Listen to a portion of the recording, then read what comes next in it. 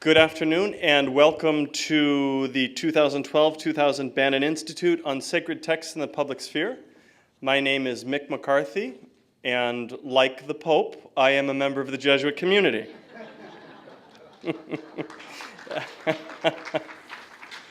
I'm also the Executive Director of the Ignatian Center for Jesuit Education.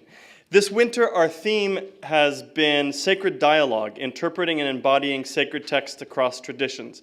In today's lecture on the Universal Declaration as Sacred Text, Reflections on the Religion of Human Rights is by Professor Michael Perry of the Emory University School of Law. And it's my pleasure to welcome you to Santa Clara, but to introduce our speaker, I would like to call upon Francisco Javier Rivera Juaristi, the director of the, which is a good Jesuit name, Francisco Javier. There's a little triumphalism in the air, isn't there? I'd like to call upon Francisco Rivera Juaristi, the director of the International Human Rights Clinic and an assistant clinical professor at the Santa Clara Law School, to introduce our guest.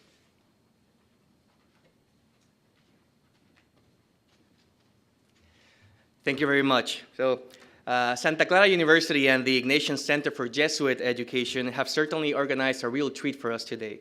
64 years ago, the drafters of the Universal Declaration of Human Rights, which included, maybe you didn't know this, our own Eleanor Roosevelt as one of the drafters, provided us with a roadmap to guarantee the basic human rights of every individual everywhere. Right?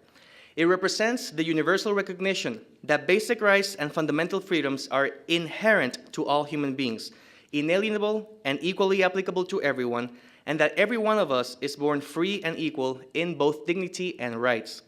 Whatever our nationality, place of residence, gender, national or ethnic origin, color, religion, language, or any other status, the international community on December 10, 1948, made a commitment to uphold dignity and justice for all of us.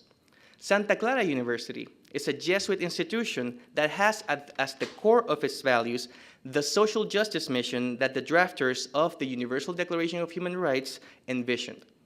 Our community is deeply devoted to the promotion and protection of human rights through different academic initiatives, including through the Ignatian Center for Jesuit Education and also through the International Human Rights Clinic that was recently created at the law school and which I had the privilege to run. The Universal Declaration of Human Rights continues to this day to be an inspiration to us all in addressing injustices and in affirming universal values. And today, it will be the topic of our renowned guest speaker, Professor Michael John Perry, who will talk about the Universal Declaration as Sacred Text, Reflections on the Religion of Human Rights. Now, Professor Michael John Perry, it's a long list of accomplishments. He is the Robert W. Woodruff University Chair at Emory University, where he teaches in the law school. Before coming to Emory, Professor Perry was the inaugural occupant of the Howard G. Trinan's Chair in Law at Northwestern University, where he taught for 15 years. He then held the University Distinguished Chair in Law at Wake Forest University. Professor Perry began his teaching career at the Ohio State University College of Law and has taught as a visiting professor at several law schools. For 3 consecutive fall semesters, Professor Perry was the University Distinguished Visiting Professor in Law and Peace Studies at the University of San Diego here in California, where he taught an introductory course on international human rights both to law students and to graduate students at the Joan B. Kroc School of Peace Studies. Born and raised in Louisville, Kentucky, Professor Perry did his undergraduate studies at Georgetown University, majoring in philosophy and minoring in theology, as did I, and studied law at Columbia University, as I did not. Ladies and gentlemen, please join me in welcoming our guest speaker, Professor Michael John Perry.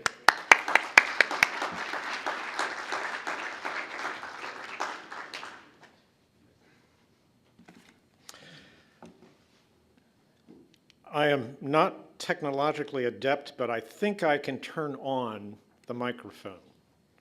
Is it working now? Okay, great.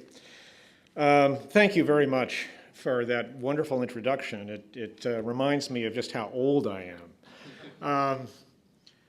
Before I turn to my text, the lecture I've prepared for this afternoon, I wanted to make a couple of comments. I wanted to continue in the celebratory mode and congratulate the Jesuit community here on the appointment of the election of Pope Francis. Jesuits have played a not insignificant role in the life of my family and myself. I am a graduate of Georgetown University, did my undergraduate studies there. My wife, Sarah O'Leary, is a graduate of the University of Detroit. And both of our children, our sons, Daniel and Gabriel, were baptized by a Jesuit, a dear friend of ours. So I share in your celebration. The other preliminary comment I wanted to make is that when Teresa and I began to talk about the possibility of my speaking in this lecture series, the topic came up of the possibility of talking about the Constitution of the United States as a sacred text. And I told Teresa that there was a point in my career when I thought of the Constitution in those terms and even did a little bit of writing about the Constitution in those terms, but that I could no longer, for a variety of reasons that are not relevant today, think about the Constitution of the United States as a sacred text in any interesting sense. But I suggested to Teresa there was this other document, the Universal Declaration of Human Rights. And I thought that we could very easily think usefully about the Universal Declaration as a contemporary sacred text. So I would not have been thinking in these terms or writing about this, but for this wonderful opportunity to be with all of you today. And my thinking is very much in progress. What I'm presenting to you is far from a finished product. I feel like I'm once again at the beginning of an interesting journey in trying to understand some of the deeper issues that human rights gives rise to. So let me go ahead and get started and say that I was very honored by the invitation to give this lecture and very happy to accept. And I'm delighted to be here this afternoon with all of you. Thank you for coming. In the period since the end of the Second World War, there has emerged what never before existed, really remarkable, a truly global morality, which I call the morality of human rights. I have written about the morality of human rights in my new book, which will be published later this year. The more I reflect on the morality of human rights, the more I am inclined to think that it is useful, clarifying, to think of the morality of human rights analogically as a kind of religion, albeit a non-theistic and ecumenical religion, one that religious believers of different faith traditions and also non-believers can and do embrace. Remember, not every religion is theistic. Buddhism is, in the main, non-theistic. The morality of human rights is usefully thought of as a religion, in my judgment, for two reasons. The first of which is this. Whatever else it is, the morality of human rights is, like traditional religions, a normative worldview, by which I mean a worldview at whose core is a conviction about what sort of person one should be if one is to live well, in the eudaimonistic sense of live well, if one is to live, that is, in the most truly, deeply satisfying way in which human beings can live. I said that the morality of human rights is usefully thought of as a religion for two reasons. I'll be in a position to articulate the second reason, which is related to the first, later in this lecture. But thinking of the morality of human rights as a religion leads naturally to the further thought that the text that is foundational for the morality of human rights, the Universal Declaration of Human Rights, is a sacred text, the sacred text of the religion of human rights. It bears emphasis here at this Catholic university that both Pope John the 23rd and Pope John Paul II revered the Universal Declaration. In his encyclical Pacem in Terris, 1963, John the 23rd called the Universal Declaration an act of the highest importance. This is 15 years after it was put forth by the United Nations General Assembly. In his first encyclical, Redemptor Hominis, in 1979, John Paul II referred to the Universal Declaration as a magnificent effort. 16 years later, 1995, in his address to the United Nations, John Paul II described the Universal Declaration as one of the highest expressions of the human conscience of our time. And in 1998, in his message for World Peace Day, John Paul II emphasized that the Universal Declaration should be observed integrally, both in spirit and in letter. According to the sacred text of Christianity, the Gospel, living well as a human being requires that we be persons of the sort that Jesus modeled for us and in his new commandment directed us to be. Persons who love one another just as I have loved you. John 13:34.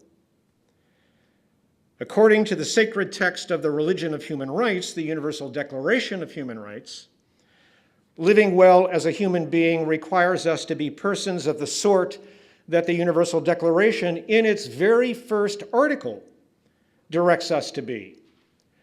Persons who, quote, act towards one another in a spirit of brotherhood.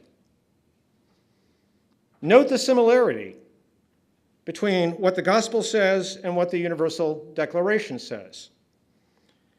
As the esteemed Catholic philosopher Charles Taylor has written, quote, the affirmation of universal human rights that characterizes modern liberal political culture represents an authentic development of the gospel.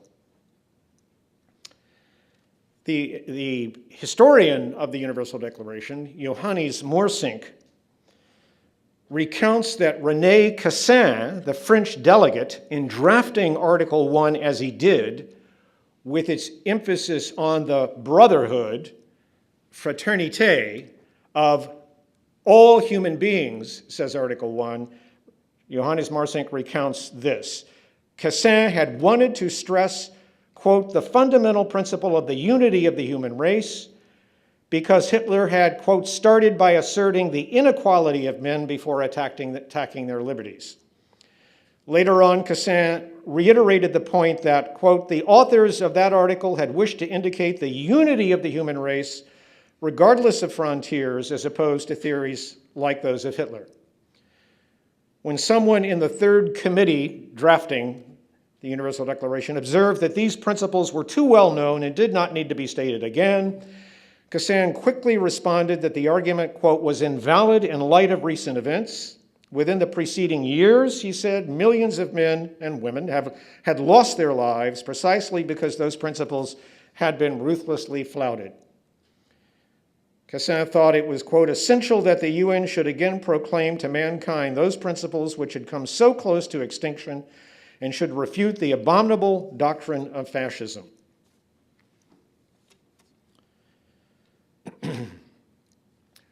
What can we say, we who are adherents of the religion of human rights, so to speak, if asked to explain why we are adherents?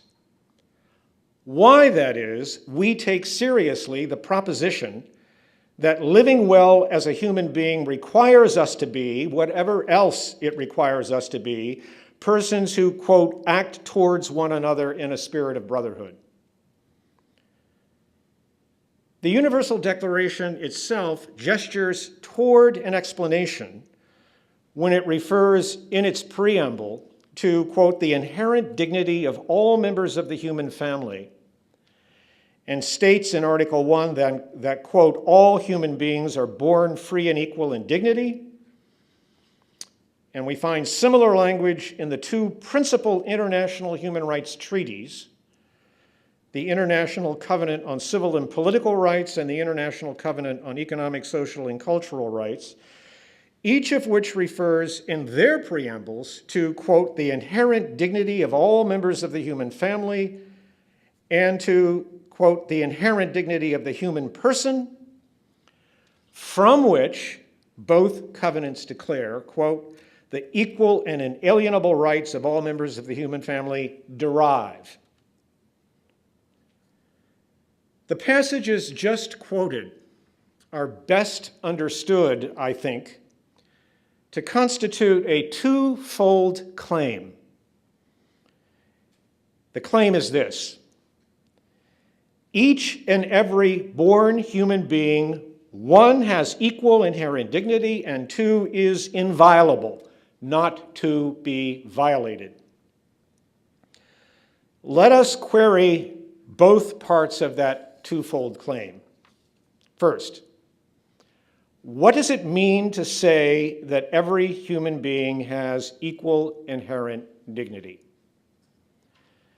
The Oxford English Dictionary gives this as the principal definition of dignity: the quality of being worthy or honorable, worthiness, worth, nobleness, excellence.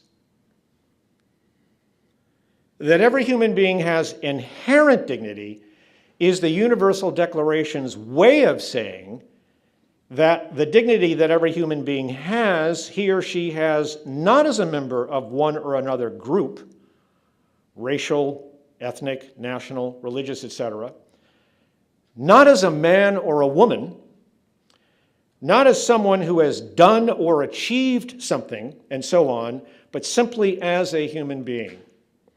To say that every human being has equal inherent dignity is to say that no human being has more or less inherent dignity than another human being. Again, Article 1, all human beings are equal in dignity. Hereafter, when I say inherent dignity, I mean equal inherent dignity. Second, what does it mean to say that every human being is inviolable? To say that is to say that we should never violate any human being. Instead, we should always respect every human being. Or, as the Universal Declaration puts it, we should act towards one another in a spirit of brotherhood.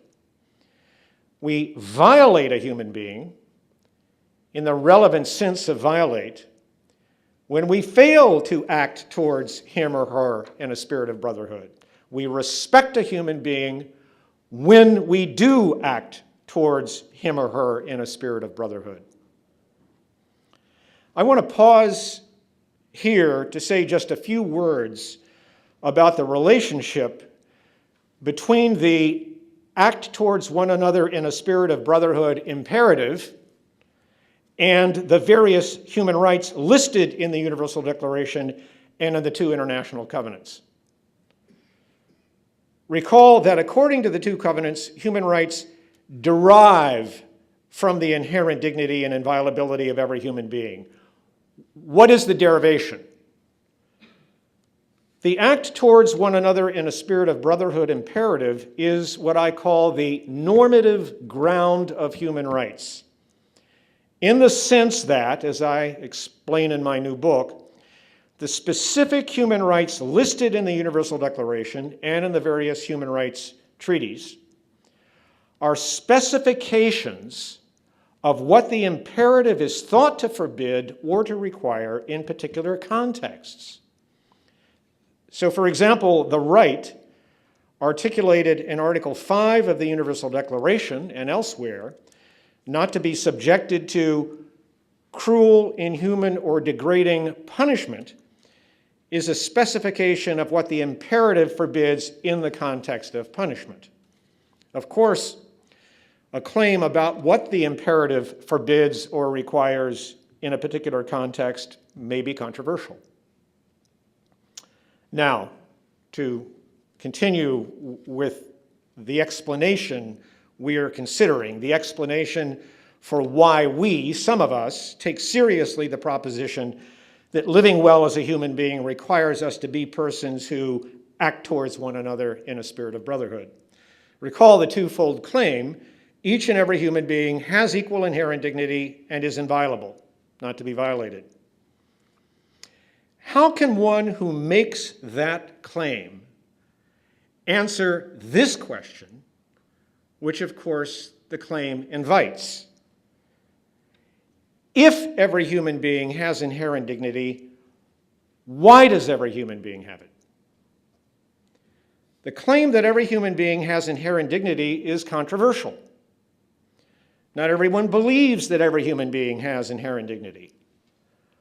Moreover, even among those who do believe it, not everyone gives the same answer to this question: why, in virtue of what, does every human being have inherent dignity? A theist may give one or another theistic answer. For example, a theist may say, every human being is created in the image of God. Or she may say something to the effect, every human being is sacred. Speaking analogically, every human being is a beloved child of God and a brother, sister to oneself. A non-theist, by contrast, may give one or another non-theistic, secular answer, such as, every human being, or virtually every human being, has, or at a later stage of life will have, the wondrous human capacities to love, to reason, to imagine, and the like. Listen, for example, to the British philosopher James Griffin, who has written a book called On Human Rights. This is what Griffin has to say. Human life is different from the life of other animals. We human beings have a conception of ourselves and of our past and future. We reflect and assess. We form pictures of what a good life would be. Often, it is true, only on a small scale, but occasionally also on a large scale. And we try to realize these pictures. This is what we mean by a distinctively human existence, distinctive so far as we know. Human rights can be seen as protections of our human standing or our personhood, says Griffin. Of course, any theistic answer to the question, why does every human being have inherent dignity, will be controversial, not only as between theists and non-theists, but also as among theists of different faith traditions. But every secular answer with which I am familiar is controversial too, not only as between theists and non-theists, but also as among theists of different philosophical orientations. Moreover, it is open to serious question whether any non-theistic answer can support the claim that all born human beings, even infants and the severely mentally disabled, have inherent dignity. According to Griffin, neither infants nor the severely mentally disabled can have human rights, can be holders of human rights, because neither infants nor the severely mentally disabled have a conception of themselves and of their past and of their future. They do not reflect and assess. They do not form pictures of what a good life would be, and so forth. Now, a second difficult question. If every human being is inviolable, why is every human being inviolable? Again, the fundamental warrant for the human rights listed in the Universal Declaration and in the two international covenants begins with that twofold claim I suggested. The first claim, the dignity claim, is about the status of every born human being. Every human being has inherent dignity. The second claim, the inviolability claim, is about the normative force that the inherent dignity that every human being has, the normative force that it has for us. Every human being is inviolable, not to be violated. According to the inviolability claim, we should never violate any human being. Instead, we should always respect every human being. In the words of the Universal Declaration, we should act towards one another in a spirit of brotherhood.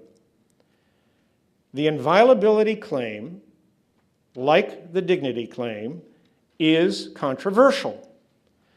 Just as not everyone believes that every human being has inherent dignity, not everyone believes that every human being is inviolable. And indeed, it may be the case that one does not believe that every human being is inviolable because one does not believe that every human being has inherent dignity. But even if we assume, for the sake of discussion, that every human being has inherent dignity, why should we think, why should we conclude that we should never violate any human being? Why should we think, that is, that we should live our lives in such a way as never to violate any human being? We can imagine someone saying, and indeed we don't have to try very hard to imagine someone saying, okay, I'll assume that every human being has inherent dignity. So what? What is that to me? Why should I care? It is not enough to say in response, because every human being has inherent dignity. It is not obvious, even if we assume that every human being has inherent dignity, why we should conclude that we should never violate any human being. One or more premises are missing. The assumed truth of the dignity claim does not entail the truth of the inviolability claim. A theist may give one or another theistic answer. An adherent of one of the Jerusalem-based religions, which is how philosopher Hilary Putnam has referred to Judaism, Christianity, and Islam, may say something to this effect. The perfection for which God created us, the true happiness, eudaimonia, that is our ultimate end, consists in our being persons who discern the other, that is, every other, every human being, as sacred, as a beloved child of God and a brother, sister to oneself, and love the other as such. To love the other, love not in the sense of eros or philia, but of agape, is never to violate, but always to respect the other. Now that answer presupposes that we human beings, most of us at least, are committed to achieving our true happiness. Even though we may and usually do disagree with one another, sometimes radically so, about what our true happiness consists in. The question again is why, even assuming that every human being has inherent dignity, we should think that we should never violate any human being, but instead always respect every human being. Even if one rejects any theistic answer as implausible, including the one I just gave, as of course anyone will who rejects any and all theistic worldviews as implausible, the question remains whether there is any satisfactory secular answer to the question. Any satisfactory secular equivalent of or alternative to the theistic answer. It is far from clear that there is any satisfactory secular equivalent or alternative to a theistic answer. Listen in that regard again to something the esteemed Canadian Catholic philosopher Charles Taylor has said. I'll quote Taylor. The logic of the subtraction story is something like this. Once we slough off our concern with serving God or attending to any other transcendent reality, what we're left with is human good, and that is what modern societies are concerned with. But this logic radically underdescribes what I'm calling modern humanism. That I am left with only human concerns doesn't tell me to take universal human welfare as my goal, nor does it tell me that freedom is important, or fulfillment, or equality. Just being confined to human goods could just as well find expression in my concerning myself exclusively with my own material welfare, or that of my family or immediate milieu. The, in fact, very exigent demands of universal justice and benevolence which characterize modern humanism can't be explained just by the subtraction of earlier goals and allegiances. So for the philosophers among you, Taylor has himself expressed deep skepticism about whether there is an adequate non-theistic answer to the question I'm posing in this context.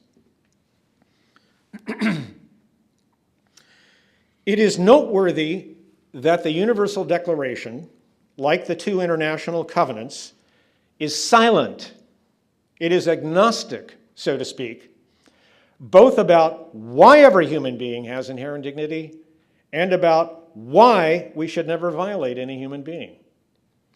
This is not surprising, given the plurality of theistic and non-theistic views that existed among those who bequeathed us the Universal Declaration. Catholic philosopher Jacques Maritain reported, at one of the meetings of a UNESCO National Commission where human rights were being discussed, someone expressed astonishment that certain champions of violently opposed ideologies had agreed on a list of those rights.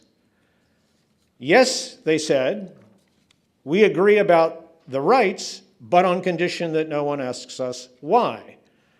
That why is where the argument begins. I should add, however, that Maritain didn't get it quite right. There was agreement among those who drafted the Universal Declaration not only about the rights, but also about the fundamental justification of, the fundamental warrant for the rights, namely that every human being has inherent dignity and we should never violate any human being.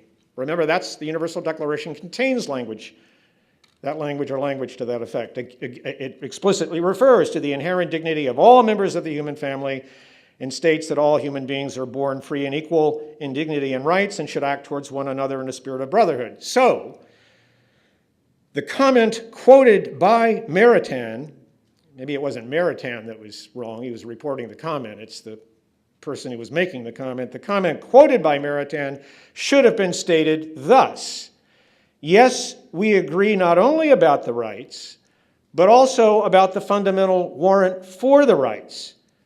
But our agreement is no deeper than that. We do not agree about why every human being has inherent dignity or about why we should never violate any human being. Again, what can we adherents of the religion of human rights say in explanation of why we take seriously the proposition that living well as a human being requires us to be persons who, quote, act towards one another in a spirit of brotherhood? A theistic version of the explanation we've been considering obviously does not speak for the many adherents of the religion of human rights who are not theists.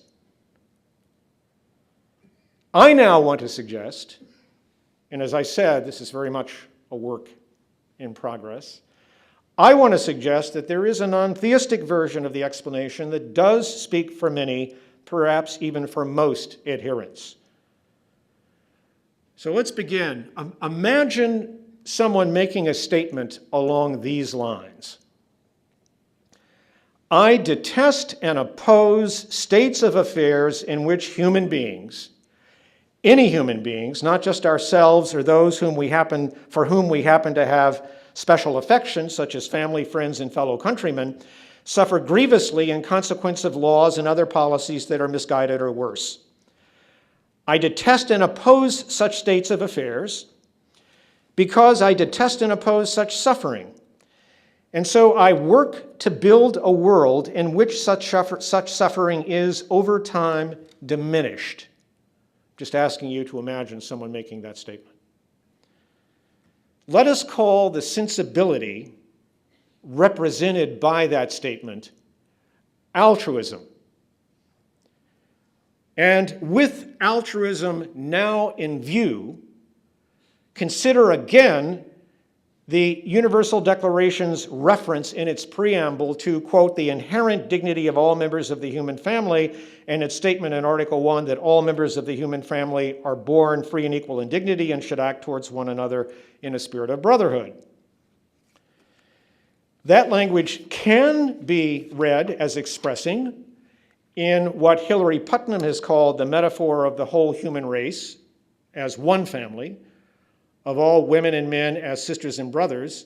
That language can be read as expressing what Kristen Renwick Monroe has called the altruistic perspective This is work that Monroe has done on altruism, interviewing rescuers, non-Jews who at great risk to themselves and their families rescued Jews during the period of the Holocaust. This is what Kristen Monroe writes about what she calls the altruistic perspective.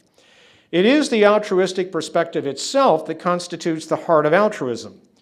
Without this particular perspective, there are no altruists. The perspective consists of a common perception held by all altruists that they are strongly linked to others through a shared humanity.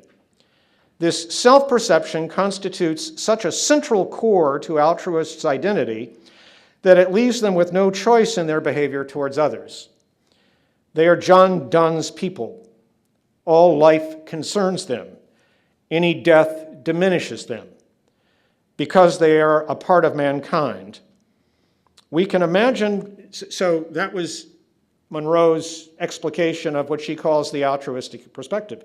Now, we can imagine someone, it would have to be a philosopher, only philosophers would do this sort of thing, I guess. We can imagine someone asking for a justification of the altruistic perspective. An historian of philosophy named John Rist writes, although a moral saint may exist without realist and therefore religious beliefs, yet his stance as a moral saint cannot be justified without recourse to realism, writes Rist. So, to the demand for justification, however, the altruist, especially the altruist who is neither religiously nor philosophically engaged, the altruist may respond. So I'm going to ask you to imagine this statement. Again, I detest and oppose states of affairs in which any human beings suffer grievously in consequence of laws and other policies that are misguided or worse. You ask what justifies my altruism, if indeed anything justifies it. But for me, that sensibility is where, quote, I have reached bedrock and my spade is turned, quoting Wittgenstein. This is simply how I am oriented in the world and how I am deeply content to be oriented.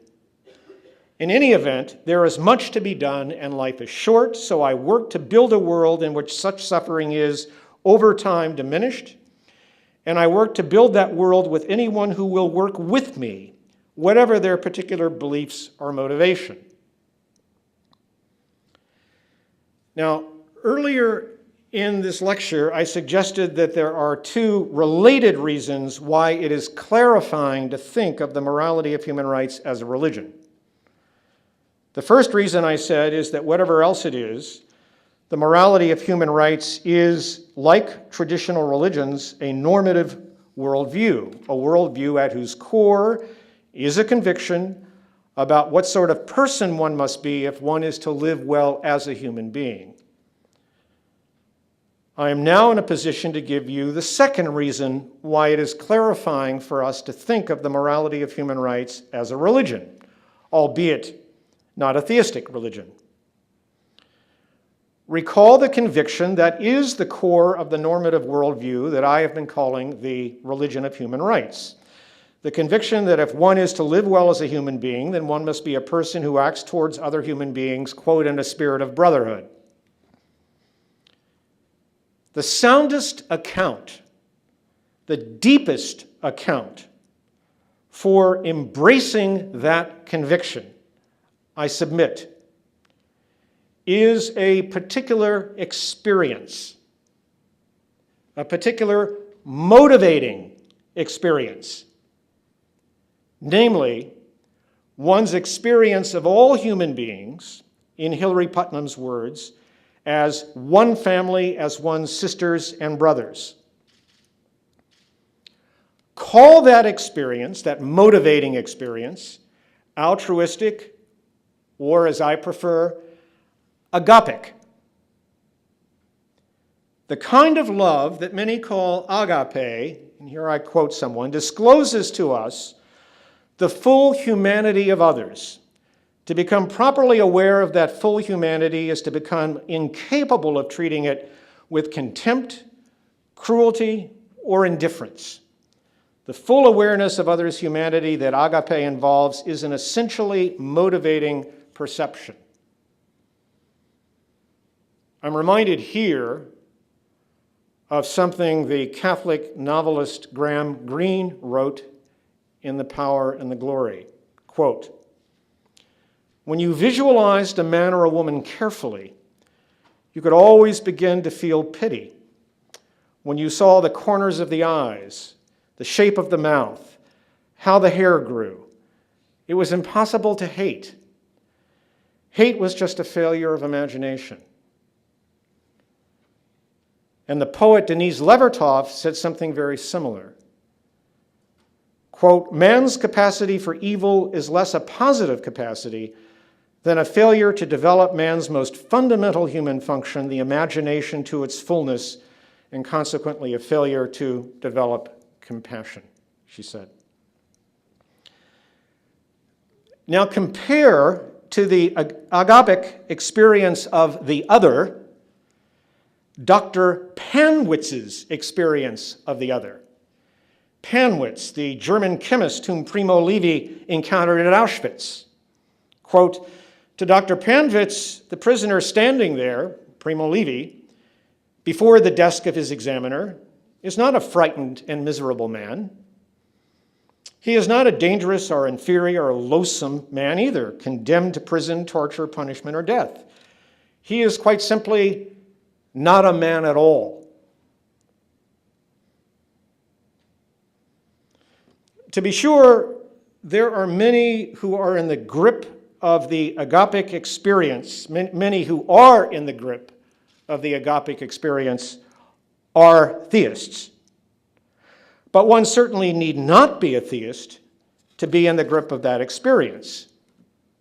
Indeed, many of the rescuers interviewed by Kristen Monroe, again, non-Jews who at great risk to themselves and their families rescued Jews, did not self-identify as religious or did not offer any religious explanation for their heroism.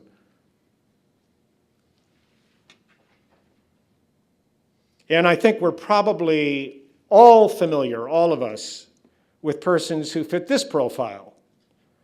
Was a theist, in the grip of the agapic experience, now no longer a theist, but still in the grip of the agapic experience. Again, in my judgment, it is clarifying to think of the morality of human rights analogically as a kind of religion. Why? Because such an understanding highlights what is, I have come to think, the most important thing to realize, to see about the morality of human rights. That, like traditional religions, it is a normative worldview, and that as is the case with traditional religions, the deepest account of why one embraces the conviction at the core of the worldview is a particular motivating experience. In the case of the religion of human rights, the particular motivating experience is a particular experience of the other, the altruistic or agapic experience of the other. As I said early on in this lecture, understanding the morality of human rights as a religion leads naturally to the thought that the text that is foundational for the morality of human rights, the text that has been a focal point of my lecture this afternoon, I've quoted numerous times, the Universal Declaration of Human Rights, is a sacred text, the sacred text of the religion of human rights.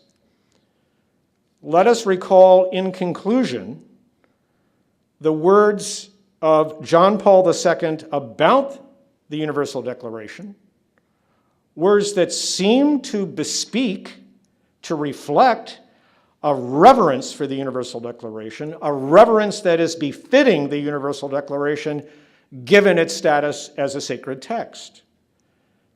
The Universal Declaration of Human Rights, said John Paul, is, quote, one of the highest expressions of the human conscience of our time.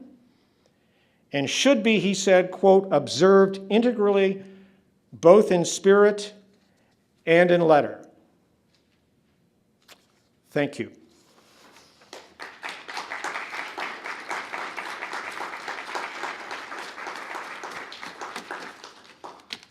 So my charge, as I understand it, is to, I'm eager, I should say, I'm eager to, for this period of Q&A, because it gives me an opportunity to clarify, to elaborate, to respond to your concerns. And my charge, as I understand it, is for me actually to be the one who calls on people. So it's my pleasure to do that, and I'm going to stand here nervously unless some hands go up. Can you hear me? Is this working? All right. So let's see. In the back, yes, please. When you refer to Hillary Putnam's quotation about respect for the other, I was reminded of Emmanuel Levinas's Yes. sense of the other. And in that sense of being totally other, that one can never be the same, whether that would be another way to approach what you were saying, respect for the other rather than going the route to sameness. Well, it's not either or. Oh, I'm sorry. Well, I'm not sure I'm going to do justice to the question. That's right. Part of my charge is to repeat the question. The question, it has to do with the Jewish philosopher Emmanuel Levinas, and Levinas's emphasis on the distance, the difference between oneself and the other. I take it the question grows out of a sense of a different sense of the other as being like me, sister, brother, part of one family. But in any event, what I wanted to say was it's not either or. Obviously, we all understand that I am not you and you are not me. And depending on the extent to which we know one another, the distance may be very great in terms of my inability to understand you and all of your particularity, and vice versa. But that doesn't seem to me to interfere with the idea that the other is nonetheless, notwithstanding all of her inevitable particularity, and notwithstanding the fact that I may understand her much less well than I'll understand one of my children, for example, that we are sister, brother, members of the same family. So I don't see those positions in tension. I must say that I am a mere law professor, not a philosopher, and I am not familiar with Levinas other than I've read about him. But what I've read about him, your question confirms, makes me think that he is relevant to the path I'm testing, that I'm moving down. Thank you. Yes, sir. Yes, so I tend to agree with your basic claim about this being rooted in what you call the agapic experience. That sort of leads to a follow-on question, which is, how do we sort of encourage the development of that experience in others? Right, right. Did you all hear that? Or does that need to be repeated? I think you do. Okay. I'm sorry. The question is, obviously, not everyone is in the grip of the agapic experience. And it can be a question of degree as well. And how do we encourage the development of this sensibility, this orientation in the world, this way of perceiving the other, this socialization, if you will. And I don't mean to be trite, but answering that question is far and above beyond my pay grade. Again, I took my bar review course and bar exam during the summer of 1973. I graduated in May of '73. And one of the things that made studying for the bar exam, which was very tedious that summer, tolerable, was we could periodically turn on the television and watch the Watergate hearings. And there was a marvelous senator from North Carolina, some of you may remember, Sam Ervin, went to Harvard Law School, but he didn't trumpet the fact, who simply referred to himself incessantly, well, I'm just a North Carolina lawyer, so I have to be careful about pushing that. I'm just a mere law professor too much. In any event, law professors tend to be quite arrogant, so that's not going to help. A related question, I have a related question to your question that I don't yet know how to respond to, although it's something I want to think about and read about. And the question is, why is it that some people are in the grip of the agapic experience and others are not? Why is it that some people are so in the grip, some people personify the experience, Jesus, for example, Buddha, that we see them as a kind of saints, at least as saints? What if one, remember, I'm looking for an explanation that I think not only will speak to non-theistic adherents of the religion of human rights, I'm even hoping for an explanation that will speak to theistic adherents of human rights, because I suspect that their being in the grip of this experience is prior to their self-identification as religious and would survive their abandoning that self-identification as religious. So I don't think that actually my own view is not that it's a theology or a religious worldview that ultimately explains taking seriously Jesus' love one another just as I have loved you. It is because of a sense that of the truth of that orientation, the authenticity of that way of being in the world that accounts for our taking seriously a religion. But I'm looking for an explanation deep that would appeal even to theists. So one that doesn't depend on theological premises, much less secular philosophical argumentation and this or that tradition, Kantian or whatever. And so I suppose one might think about looking for a partial answer in the work of my colleague at Emory, Franz de Waal, a primatologist of evolutionary psychology.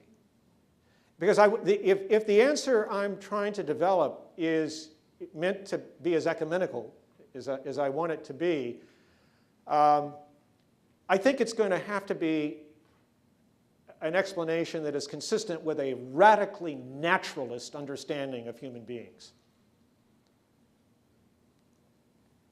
Yes? Very interesting analogy, saying that human rights is a religion. So I have two questions. What is the role of the state in the religion of human rights? And what is the role of the church in the religion of human rights? What is the role of the state in the religion of human rights? And what is the role of the church in the religion of human rights? Thanks very much for that question, because there's something, it wasn't in my talk, but I was hoping I'd have an opportunity to say something about it with you.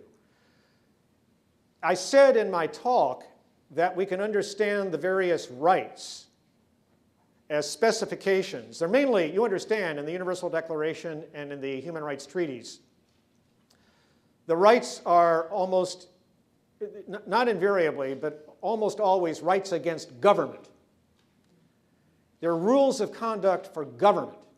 So they're specifications of what the act towards one another in a spirit of brotherhood imperative requires government to do or not to do in particular contexts. Refrain from subjecting people to cruel, inhuman, or degrading punishment. A different question is, well, what does the in a spirit of brotherhood imperative require of you and me? Sure, it requires that we not do certain things to people or fail to do certain things for people in certain contexts, but why would we think it requires us, say, through our government and our foreign policy, to concern ourselves with how other governments are treating their citizens and others with whom they deal. And as you know, until the end of the Second World War, international law, it was no business of one country how another country was treating its own citizens.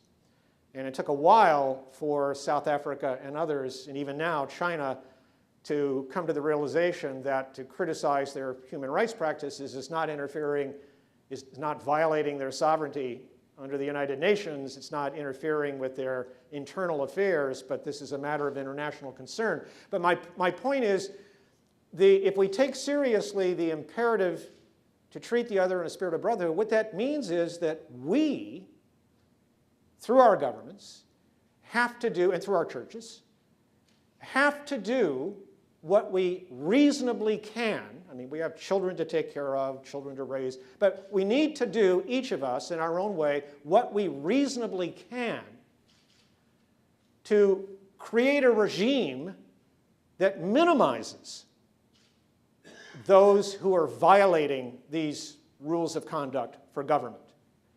And so it makes sense that we would support elected leaders who would want our foreign policy to be conducted, at least in part, on the basis of human rights concerns. It makes sense that our church would lobby, would involve itself and lobby for the establishment of an international order in which governments are acting consistently with these norms. Because if we don't do that, if we don't do what we reasonably can to stick our noses in the affairs of others who are failing to live by the imperative to act towards one another in a spirit of brotherhood, then we are ourselves not treating the other in a spirit of brotherhood, are we? Think about it. We are failing to treat the other in a spirit of brotherhood if we ignore that. If we do not do, if our government does not do, if our church does not do what we reasonably can to create an order, a regime, an environment in which that kind of conduct is minimized. So it seems to me that the answer to your fine question is that just as the imperative says to government, these are things that you may not do, these are things that you must do, it also says to us that we need to do what we reasonably can through our government, through our churches, through civic associations to create an environment where the conduct that violates the imperative is minimized. Does that make sense? Yes, thank you. Yes, sir.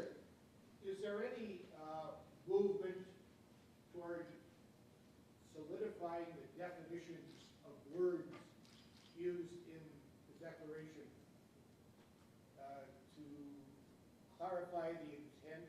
I'm thinking in terms of the efforts to redefine marriage in the context of American law.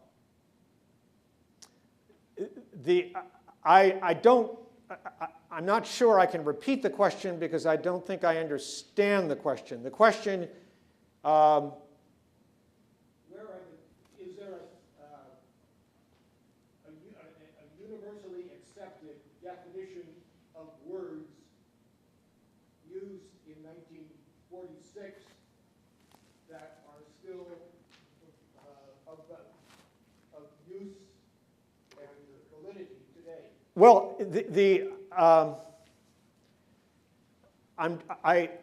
I myself am very interested because in addition to being a student, and as a student of human rights, a teacher of human rights, my first and continues to be responsibility is that of a scholar of American constitutional law.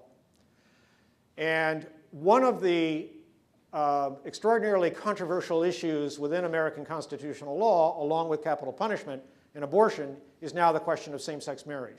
So I think about this a lot. I write about it as an issue in constitutional law and also as an issue of human rights. But I don't think that anything I've said today or any, let me just say this, that, and I'm not sure, I apologize that this will not be as responsive as I would like. one of the rights articulated in the Universal Declaration of Human Rights, in Article 18 to be precise, is what we may call the human right to religious and moral freedom. And we find the exact same right articulated in the International Covenant on Civil and Political Rights, a treaty, to which the United States has been a party since the summer of 1992, when the Senate gave its advice and consent and ratified the treaty.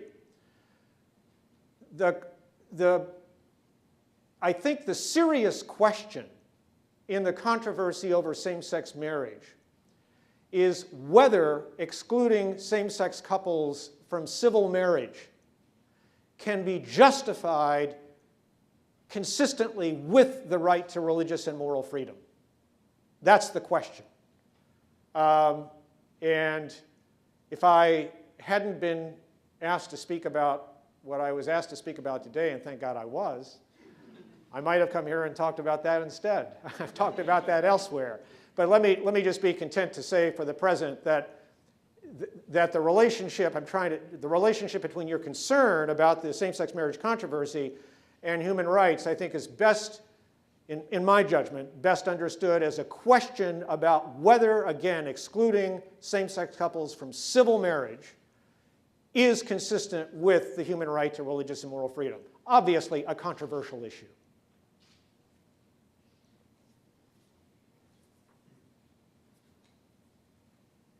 This is to ask you to speculate, but it's to pick up on a question that was raised, and you started to go in that direction. This question is to why we would hold that each person has human dignity and it's an inviolable, and you were suggesting that potential answer could be ultimately a scientific one, or the answer is that we're kind of like coded that way. Evolutionarily, we have developed that way. And that's somewhat consistent with, what you're hearing in, E.O. Wilson is talking about the social conquest of the earth, right? That there are certain species that by virtue of their social ability have evolved, and it's part of the success of the species. And I'm wondering I'm kind of like asking you to kind of like go in that direction, explore a little bit how an evolutionary approach would answer your very question. Well, as I was suggesting in responding to you, I think that what I said this afternoon gives rise to the question about where this agapic experience might come from, why some people have it to a greater degree, some don't, how we could encourage it, cultivate it, nurture it. And I think that all of those questions lead us in the direction of psychology, evolutionary psychology. I don't know anything about sociobiology, much less study of insects, but so it does lead us in that direction. But I'm going to use your comment, your question, as an occasion to say something critical about my presentation and then try to respond to that. So somebody sitting out there could say a theist who is very comfortable with a much more traditional response to these questions, which I tried to capture, that more traditional response. Somebody could say, so you're telling me that ultimately all of our concern and talk about human rights depends on whether we happen to care for one another? Because obviously a lot of us don't care for one another. At least we don't care for one another enough so that when the situation is really tough, we're not willing to exploit one another to serve the needs of our families and country and so forth. That's the best you can do? And you understand how somebody could be, think about it? And my response to that is, if you think about it, there's a sense in which we're all in the grip of the agapic, not all of us, but most of us that we know, are in the grip of the agapic experience within a narrow domain. For example, with respect to our children, right? I mean, parents will lay down their lives for their children. They sacrifice for their children, for their partners. We're familiar with this. And if we encounter someone who doesn't fit that profile, we think there's a serious defect, a kind of psychopathology, or something has gone wrong. But I don't think we would say, if we explain in that, if somebody says in that context, are you suggesting to me that the only reason the parents care about their children, are willing to do this, is because they love them? Because they care about them? Yeah, that's what I'm saying. And I don't need a theological or a philosophical argument in support of that orientation in the world. So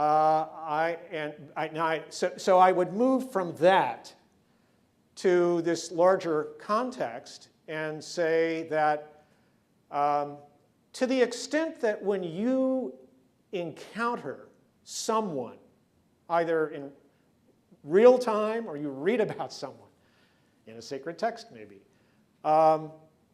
who seems to personify, who seems to embody this sensibility. Thinking about something David Tracy says about religious classics, to the extent that, because a person can be a classic, to the extent that there's a shock of recognition, right? Like, my God, that is the truly human. That is the authentically human. To the extent there is that understanding, that sense, then what human rights, it seems to me, the human rights movement can be understood to represent is an effort by those of us who share that sense and maybe participate to some extent in the agapic experience, not that we're all saints, we'll want to do what we can to nurture it in our children, in our friends, in our communities, in our institutions, in our churches, our governments, and imperfectly, have at least minimal standards for what one would subscribe to if one takes this seriously. And human rights standards are sort of that, minimal standards. So I guess, well, I'm not, again, I need to think much more about this. It's to me, a very exciting project because these are very fundamental questions. It's a kind of a version of the question of what do you do with a certain kind of morality, not morality. There are all sorts of moralities, and a lot of them don't need God, right? But it's the question, what do you do with a certain kind of morality, a morality that really is this kind of agapic morality. If you take God out of, it's not that you say, I don't believe in God, but you just stop relying on God and theology as a warrant or an argument for it. What do you do? And this is a kind of a version in the context of human rights of that.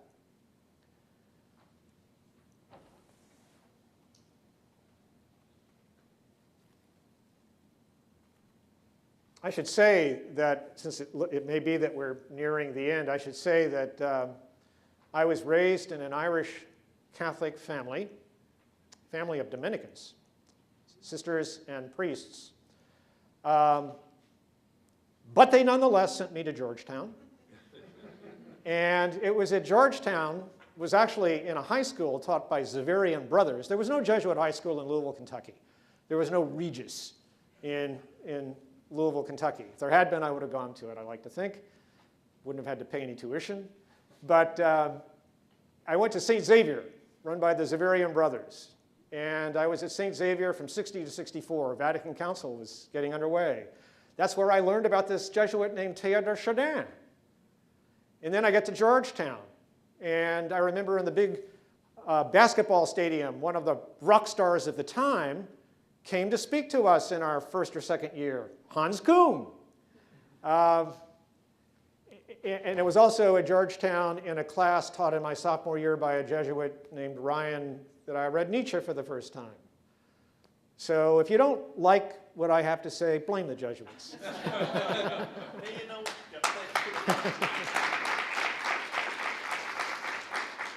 people blame the Jesuits for whatever they want to complain about. But thank you so much. I especially appreciated what you talked about at the end of the importance of the imagination. really as being central in the formation of a person who is going to live within the Agaphic experience, whether that is through a theistic or a non-theistic. So I appreciate your bringing, and so for us to have these events are ways for us to stimulate that kind of imagination. So a few housekeeping items before you leave. It's very helpful for us to have your feedback, which you can put on the way out. There's a place that you can deposit those on the way out. We have the poster for the spring Bennett Institute series, which I invite and encourage you all to look at. There is a great set of events in the spring, and there is for those of you who are Arupe community partners and special guests, there is a reception with Professor Harry held down the hall in the third floor gallery. So the Ignatian Center staff who know you and hopefully you know them will help guide you to the room. But let us end by thanking our lecturer one more time.